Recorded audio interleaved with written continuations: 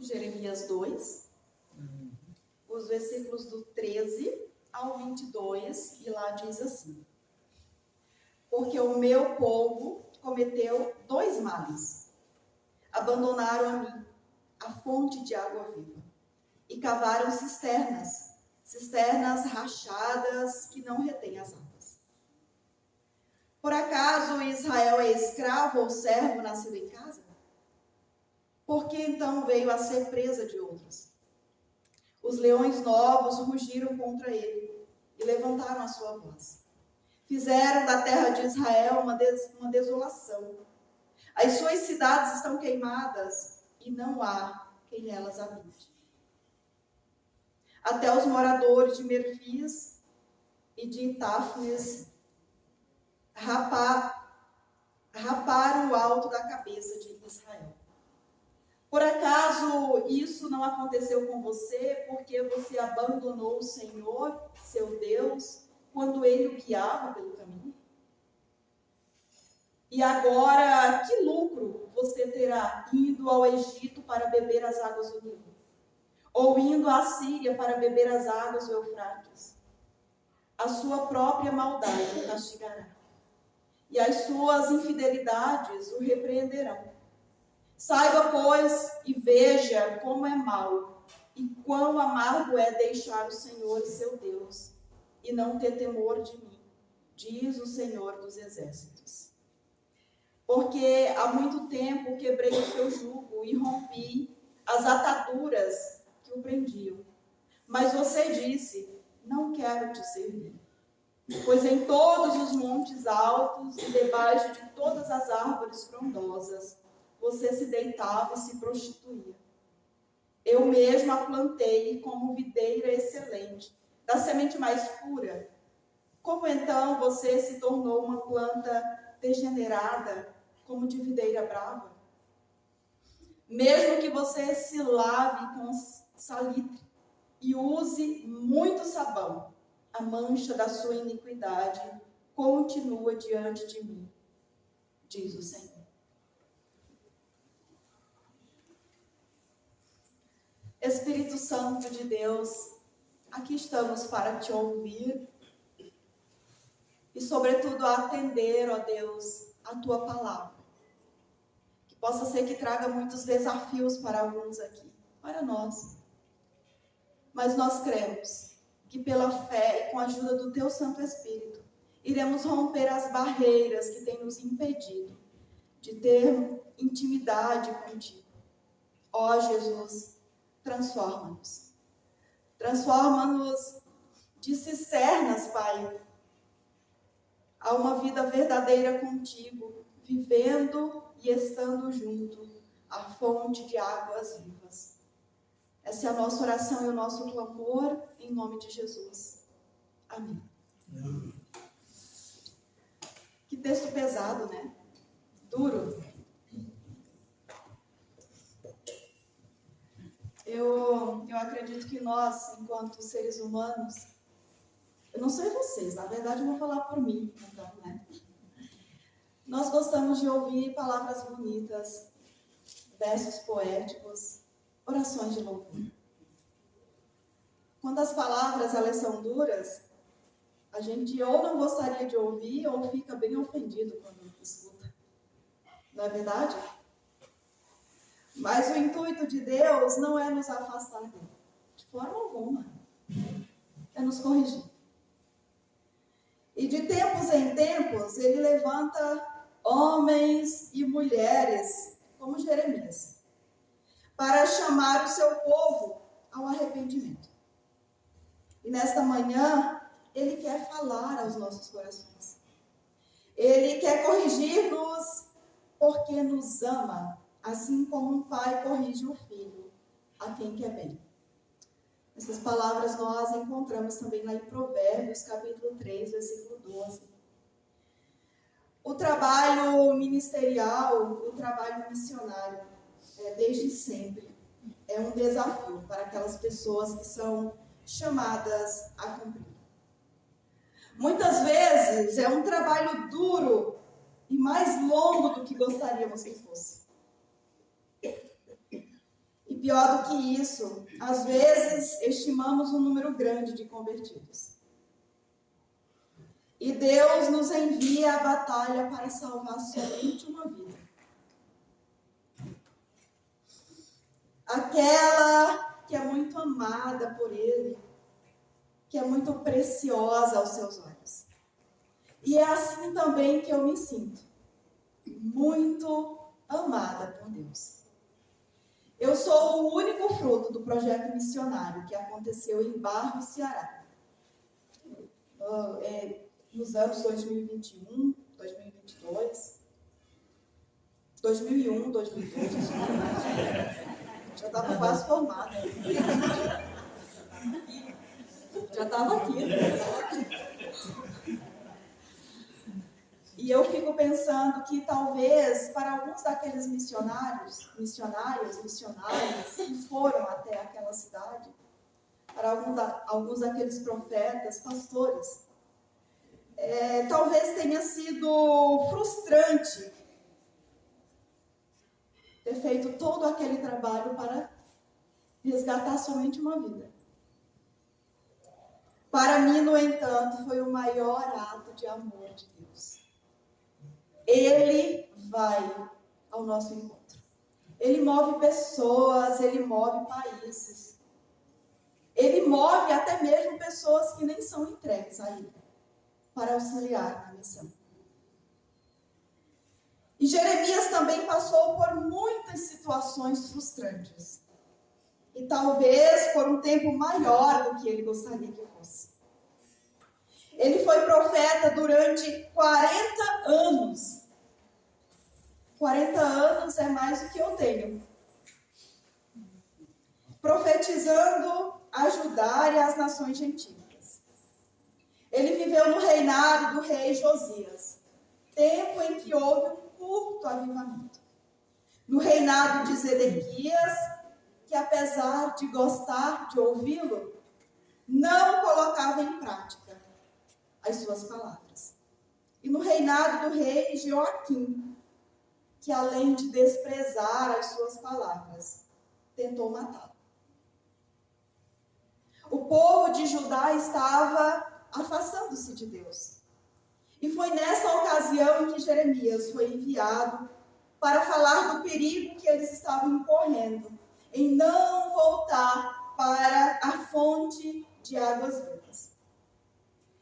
E por 40 anos, Jeremias denunciou o pecado do povo, chamando-os ao arrependimento.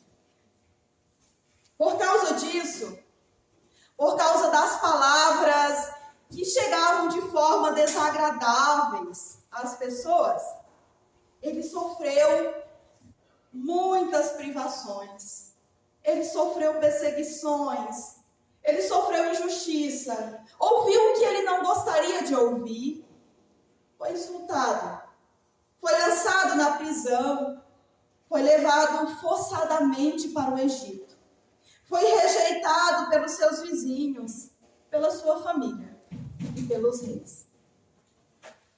Eu não sei quantos de nós aguentariam uma vida dessa.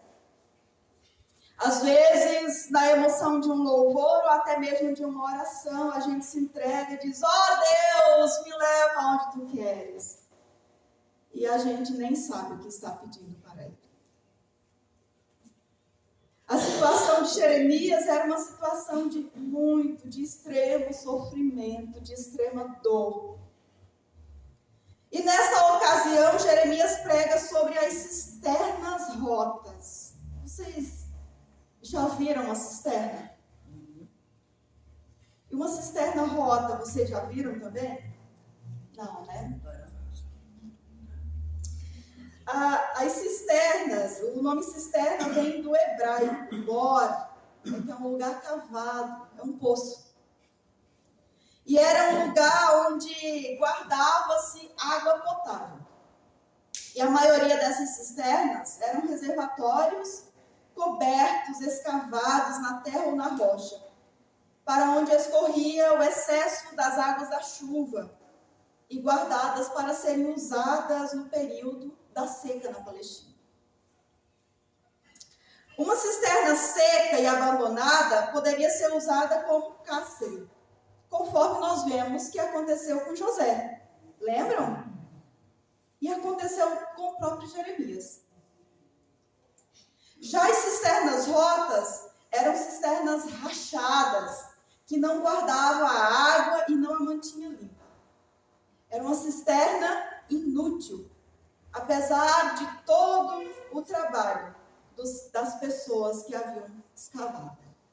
Ela era inútil, para nada servir.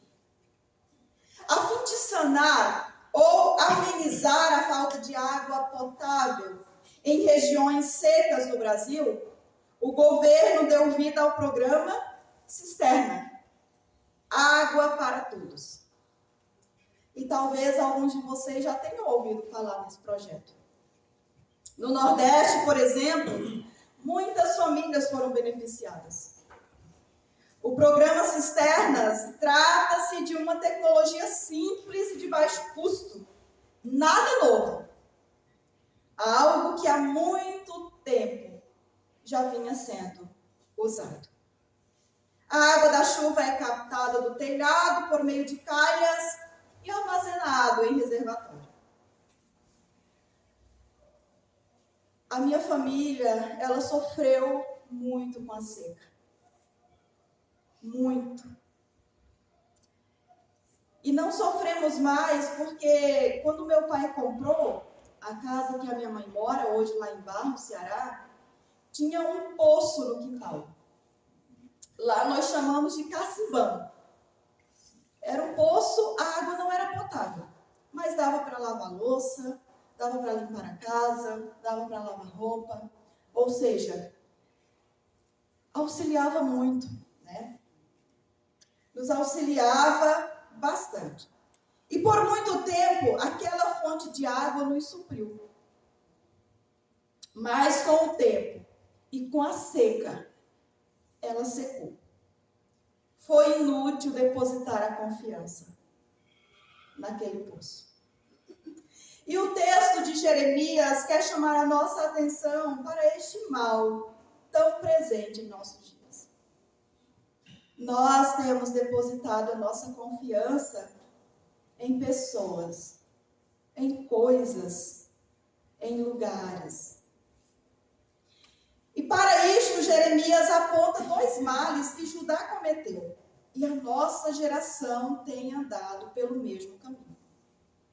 Deixado o manancial de águas vivas e cavado cisternas rotas. Assim como Judá, nós temos abandonado o manancial de águas vivas. É não participar da comunhão do culto por domingo sem fim. Um duvidar da palavra. Ceder um pouco aqui, um pouco ali. Ou como o povo de Judá, não falar de Deus aos filhos, conforme ordenava a lei mosaica. Levar um cordeiro desqualificado para o sacrifício. Muitas vezes eles fizeram isso. Realizando um ritual vazio, sem sentido espiritual. Apenas na aparência. Ou na tradição. Esquecer-se das ofertas alçadas. Esquecer-se dos pobres e necessitados. Perder-se na prostituição, nos desejos carnais. O pecado de Judá era tão grave que até os céus ficariam espantados e são tomados como testemunho. Israel saiu da direção de Deus e procurou o Egito e a Assíria. Fez isso pensando que seria lucro, mas foi uma grande perda. Pensaram que seria uma bênção, mas recebeu o castigo. Pensaram que sairiam saciados, mas ficaram ainda mais sedentos. Se Deus é o manancial de águas vivas, por que o seu povo o abandona? Porque temos encontrado desculpas para não cumprir o que Ele ordena. Se Deus é tão importante em nossas vidas, se é Ele que supre todas as nossas necessidades, por que não o servimos com alegria? Assim como o povo de Judá, aos poucos temos sido atraídos e seduzidos pelo pecado, pelo mundo, pelos prazeres da carne, pelas cisternas rotas. Mas assim nos diz o Senhor: povo meu, que te tenho feito? Por que te enfadaste de mim? Povo meu, o que te tenho feito? Por que te enfadaste de mim?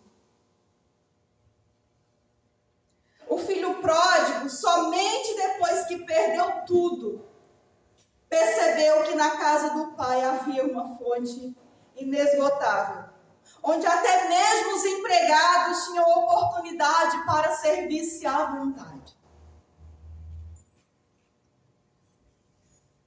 Mas nós, meus irmãos, minhas irmãs, nós não precisamos passar pela experiência de ter que perder tudo para voltar à fonte das águas. Não precisamos passar pela experiência de perder tudo para nos dar conta que é Deus a fonte inesgotável, que Ele é a fonte de água viva e que longe dele não há vida. Longe dele estamos mortos. Há irmãos e irmãs que depois da pandemia estão satisfeitos com as cisternas rotas. Nem a igreja vem mais. Basta o culto filmado. Basta a gravação. A água, ela corre da fonte. A fonte é inesgotável. Quem nele crê tem uma fonte a jorrar para a vida eterna.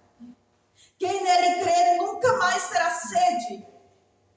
Crer é ouvir a palavra e colocá-la em prática.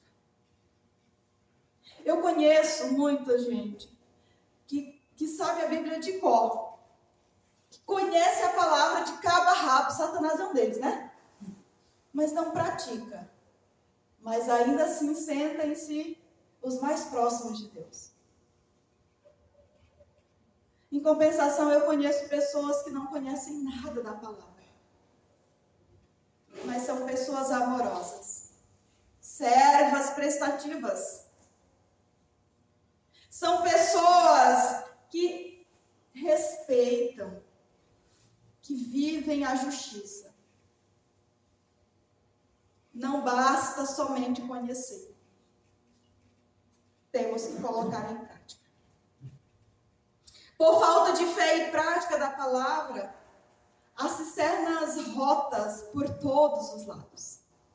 Irmãos e irmãs que se acham uma fonte de água viva, mas estão vazias.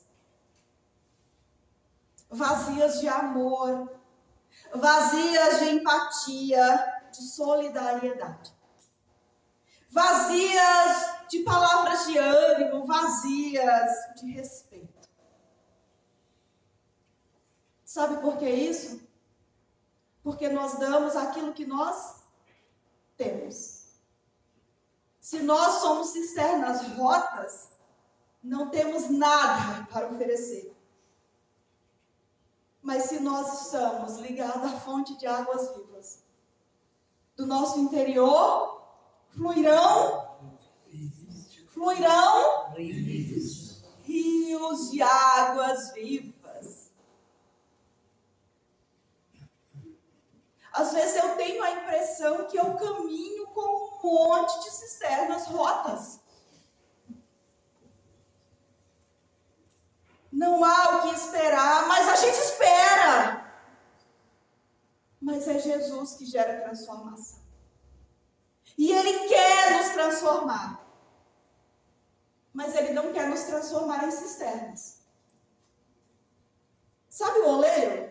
Quando um vaso está rachado e quebrado, o que ele faz? Ele remenda, né? Não! O que ele faz? Ele desmancha. Às vezes nós precisamos ser moídos para nos tornar pessoas novas. E só quem pode nos tornar, nos fazer, gerar essa transformação em nós é somente Jesus. Porque Ele é a fonte. Ele não é uma cisterna, Ele é a fonte.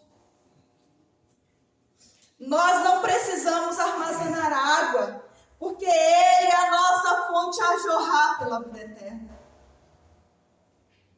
É tempo de renovo. É tempo de transformação, é tempo de mudança.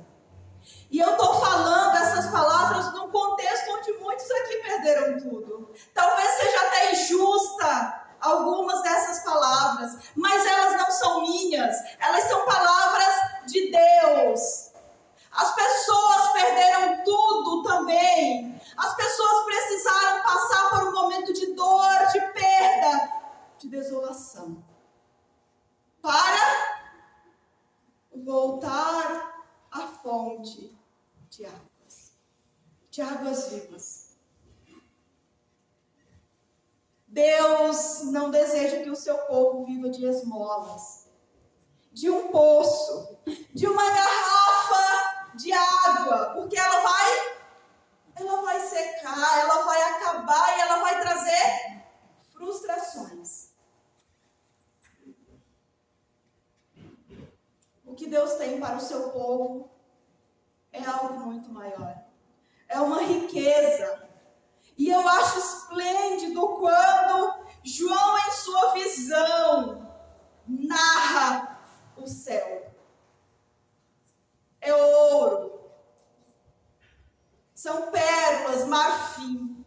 Ele vê uma riqueza tão grande. Porque é isso que Deus deseja para o seu povo. Deus não quer que vivamos de experiências do passado. Ele quer que vivamos das experiências presentes e atuais que nós temos com Ele. Permitamos que Ele quebre essa cisterna rota que há em nós. Para que assim como Jesus, mesmo em meio a tempos difíceis, nós possamos jorrar água viva. Porque estamos ligados a essa fonte maravilhosa. Esse é o meu desejo para esta igreja, para o povo de Deus. Uma igreja viva. A igreja viva de Jesus. A igreja que alegra o coração de Deus. A igreja ligada à fonte verdadeira. Amém. Amém. Confessemos a nossa fé com as palavras do credo apostólico. Creio em Deus Pai Todo-Poderoso, Criador do céu e da terra, e em Jesus Cristo, seu Filho unigênito, nosso Senhor, o qual foi concebido pelo Espírito Santo, nasceu da Virgem Maria, padeceu sob o poder de Pôncio Pilatos, foi crucificado, morto e sepultado, desceu ao mundo dos mortos, ressuscitou no terceiro dia, subiu aos céus e está sentado à direita de Deus Pai Todo-Poderoso, de onde virá para julgar os vivos e os mortos. Creio no Espírito Santo, na Santa Igreja Cristã, a comunhão dos santos, na remissão dos pecados, na ressurreição do corpo e na vida eterna. Amém. A comunidade pode tomar seus lugares e em preparação para a ceia, cantamos o hino.